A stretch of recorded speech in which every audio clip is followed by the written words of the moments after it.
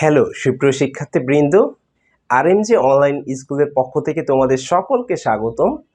আজকে চলে আসলাম তোমাদের সামনে নতুন একটা ভিডিও টিউটোরিয়াল নিয়ে। আর আজকের টিউটোরিয়ালের মাধ্যমে আমি তোমাদেরকে ভয়েস চেঞ্জিং কিভাবে করতে হয় সেই বিষয়টা A to Z ধারণা দেওয়ার চেষ্টা করব। সো চলো শুরু করা যাক। হ্যাঁ, আজকের টপিক হচ্ছে তাহলে ভয়েস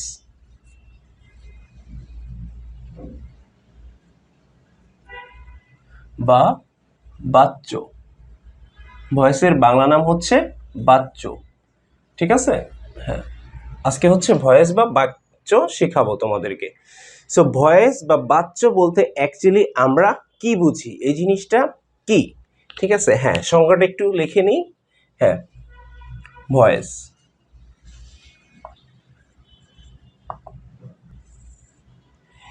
অ্যাকচুয়ালি ভয়েস হচ্ছে ক্রিয়ার বিভিন্ন ধরনের ফর্ম, অর্থাৎ যখন কোনো একটা ভার্ব এর বিভিন্ন ধরনের ফর্ম তৈরি হবে তখন অ্যাকচুয়ালি ভয়েসের ক্রিয়েট হবে বা ক্রিয়েশন হবে। যেমন হচ্ছে আমি যদি বলি, যেমন হচ্ছে আই ইট রাইস। হ্যাঁ, দেখো তো সুপ্রিয় শিক্ষার্থীবৃন্দ, এই ইট অর্থাৎ ভার্বের কাজটা কে করেছে? করেছে হচ্ছে সাবজেক্ট। সাবজেক্ট নিজেই কিন্তু ভার্বের কাজটা করেছে, অর্থাৎ সাবজেক্ট হচ্ছে নিজেই ভাত খেয়েছে, এই জন্য এটা হচ্ছে অ্যাক্টিভ ভয়েস, ঠিক আছে? আর প্যাসিভ ভয়েস কি?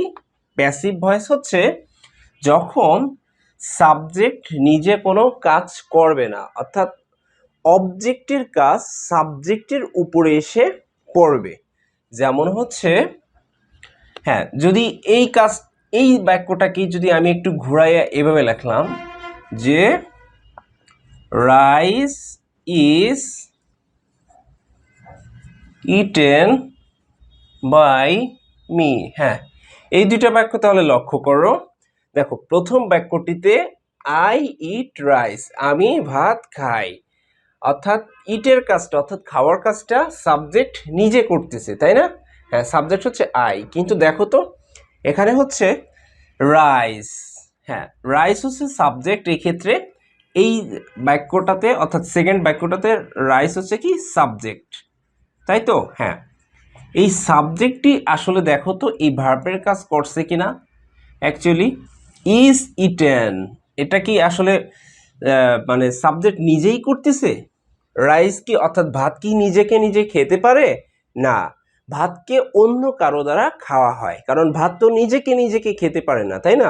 হ্যাঁ, ভাতকে অন্য কারো দ্বারা খাওয়া হয়। হ্যাঁ, রাইট। কাকে দ্বারা খাওয়া হয়? এই তো অবজেক্ট, এটা হচ্ছে অবজেক্ট। হ্যাঁ, তাহলে দেখো তো অবজেক্ট এই ভাত খাওয়ার কাজটা করেছে, অর্থাৎ আমরা যদি এভাবে বলি যে সাবজেক্ট হচ্ছে সাবজেক্টের কাজটা অবজেক্ট যদি করে দেয় সেই ক্ষেত্রে সেটা হবে প্যাসিভ ভয়েস।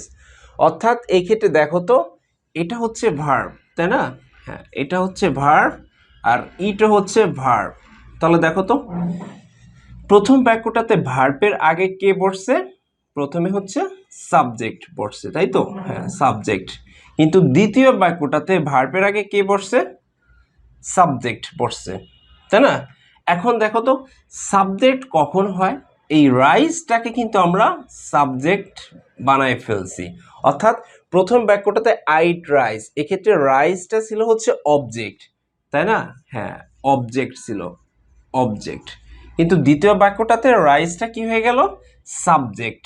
ওকে, তখন কিন্তু এই যে দেখো, তাহলে ভার্বের যে ফর্মের জন্য আমাদের সাবজেক্টটা কি অবজেক্টটা সাবজেক্ট হয়ে যাবে, সেই ক্ষেত্রে হচ্ছে সেটা হবে প্যাসিভ ভয়েস। সো আশা করছি দর্শক শ্রোতা তোমরা ভয়েসটা বুঝতে পেরেছো। অর্থাৎ এটা হচ্ছে অ্যাক্টিভ ভয়েস। অ্যাক্টিভ ভয়েসের ক্ষেত্রে, হ্যাঁ, এখানে একটু লিখে নেই অ্যাক্টিভ ভয়েস, আর এটা হচ্ছে passive voice. Passive voice. Active ভয়েসে কি ঘটবে? অ্যাক্টিভ ভয়েসে হচ্ছে সাবজেক্ট সরাসরি কাজটা করবে, ভার্বের কাজটা সাবজেক্ট সরাসরি করবে। যেমন কিভাবে? আই, আই হচ্ছে সাবজেক্ট এই অ্যাক্টিভ ভয়েসে প্রথম বাক্যে। আর ইট অর্থাৎ আইটা কিন্তু সরাসরি ইট করতেছে, নিজে নিজেই খাচ্ছে, অর্থাৎ সে কিন্তু ভার্বের কাজটা নিজেই সম্পূর্ণ করতেছে, ঠিক আছে। কিন্তু সেকেন্ড বাক্যটাতে যেটা প্যাসিভ ভয়েস, সেটা দেখো তো সাবজেক্টটা কি ভার্বের কাজটা সরাসরি নিজে নিজে করতেছে? না, দেখো তো, রাইস ইজ ইটেন, ভাত খাওয়া হয়। রাইস কি কখনো নিজে নিজে খেতে পারে? না, ভাতকে অন্যের দ্বারা খাওয়া হয়। এই কারণে অর্থাৎ যখন সাবজেক্ট নিজে কোনো কাজ করবে সেটা হবে অ্যাক্টিভ ভয়েস, আর যখন সাবজেক্ট নিজে কোনো কাজ করবে না সেটা হবে কি প্যাসিভ ভয়েস। সরাসরি বুঝতে পারলা, কারণ এই রাইসের সাথে ইজ ইটেনের কোনো সম্পর্ক নাই। কারণ হচ্ছে রাইস অর্থাৎ ভাত নিজে নিজে খাইতে পারে না, এই কারণে।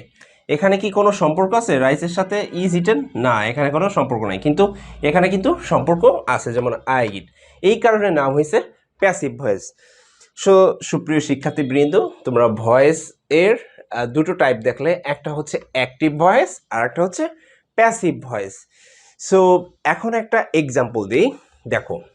হ্যাঁ, এই দুইটার এখন বাংলা মানে কি দাঁড়ায়? আই ইট রাইস মানে কি? আই ইট রাইস, এটার মানে হচ্ছে আমি ভাত খাই। হ্যাঁ, আর যদি এটাকে প্যাসিভ করা হয়, প্যাসিভ অর্থাৎ rice is eaten by me, so এটার মানে হচ্ছে ভাত খাওয়া হয় আমার দ্বারা, ভাত খাওয়া হয় আমার দ্বারা। রাইস মানে ভাত, ইজ ইটেন মানে খাওয়া হয়, বাই মানে দ্বারা, মি মানে আমার, বাই মি মানে আমার দ্বারা। সো দেখো তো, প্রথম বাক্যটিতে আমি ভাত খাই, অর্থাৎ সরাসরি আমি কিন্তু ভাতটাকে খাচ্ছি, তাই না? আর দ্বিতীয় বাক্যটাতে কিন্তু মানে রাইস অর্থাৎ ভাত কিন্তু সে নিজে নিজে খাইতে পারে না, ভাতকে কিন্তু অন্যের দ্বারা বা কারো না কারো দ্বারা খাওয়া হয়। সো আশা করছি তোমরা এই দুটো টাইপ বুঝতে পারলে, অ্যাক্টিভ ভয়েস কি এবং প্যাসিভ ভয়েস কি। আর দেখো কিভাবে বাংলা মিনিংটা চেঞ্জ হয়েছে, আমি ভাত খাই আর একটা হইলো ভাত খাওয়া হয় আমার দ্বারা, বা ভাত আমার দ্বারা খাওয়া হয়। সো সুপ্রিয় শিক্ষার্থীবৃন্দ, তোমরা কিন্তু দেখতে পারলে যে অ্যাক্টিভ থেকে প্যাসিভে আসলে বাক্যের কোন ধরনের চেঞ্জেসগুলা হয়, ঠিক আছে। আগে ছিল অ্যাক্টিভে আমি ভাত খাই, আর প্যাসিভে এসে হয়ে গেল ভাত খাওয়া হয় আমার দ্বারা, অর্থাৎ rice is eaten by me. দুটো মানেই কিন্তু সেম, আমি ভাত খাই এবং ভাত খাওয়া হয় আমার দ্বারা, দুটো বাংলা মানেই কিন্তু সেম। জাস্ট ডিফারেন্সটা হচ্ছে আমরা যখন ইংলিশে ট্রান্সলেশনটা করব, ইংলিশে লিখব, তখন হচ্ছে দুটোর কানেকশনগুলো ভিন্ন ভিন্ন, কারণ সাবজেক্টের সঙ্গে তখন কোনো ভার্বের সম্পর্ক থাকবে না প্যাসিভ ভয়েসে, ঠিক আছে।